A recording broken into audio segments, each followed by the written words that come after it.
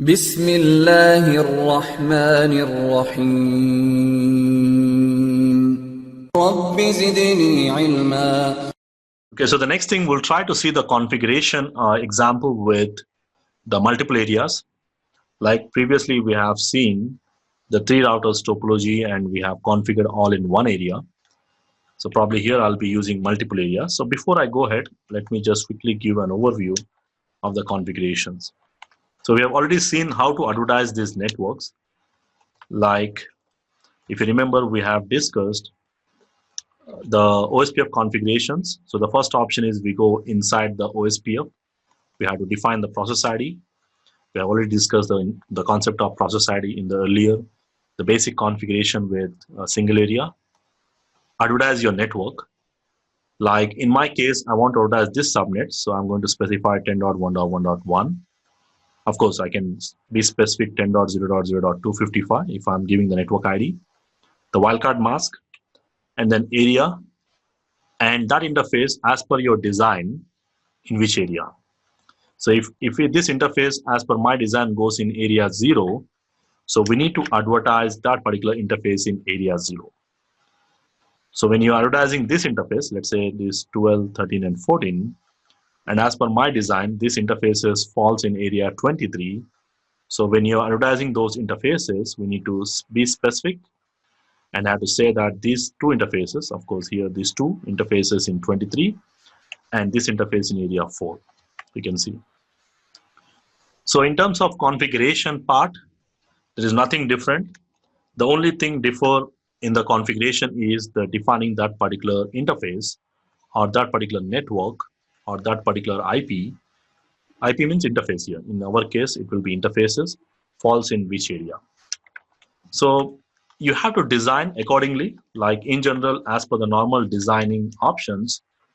Like if you take the normal designing options, we do have a head office, let's say in Delhi, and I'm connecting multiple branch offices in different cities, let's say, like let's say in Hyderabad, let's say in Chennai, let's say in Bangalore, in Pune, different cities here.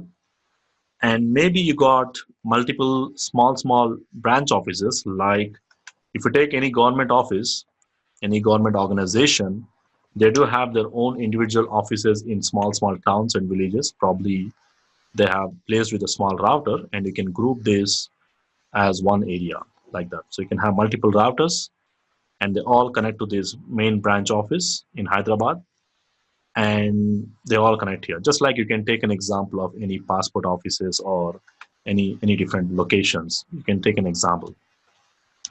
So when we design this, generally the backbone network, we go with area 0, the backbone, like including my head office along with all my branch offices. Now these branch offices will be acting as my border routers, because these branch offices will be connecting to my backbone, the network backbone, that is area 0, as well as they will be connecting to my individual branch offices here. So maybe they belong to the area 10, let's say. So these all belong to area 10, including the interfaces facing towards the branch offices. So the interfaces facing towards the branch offices will be in area 10, and the interface which is facing towards my backbone network, that is to my main head office, maybe in area 0. So it's all how you design. So we are not going to physically group the routers. Physically, the way they are connected, it will be the same. But we are going to logically separate them in different areas depending upon the network statements what we use. Like in this example, like I showed you here, in this example, the same thing here. You can see area 0 connecting to non-backbone areas here. Likewise, the configuration example also, the main part, the change will be here based on this one. That particular interface goes in which area. So rest of the things remains the same. The wildcard mask, the process ID remains the same. That interface goes in which area as per the design. Like I said, these interfaces facing towards the branch office will be in area 20, let's say. And the interface which is facing towards the core will be in area 0. And this router is a border router because it is connecting to multiple areas in general. Okay, so in terms of advertisements, no changes. Only the thing you need to define is that particular interface comes in which area as per your network design.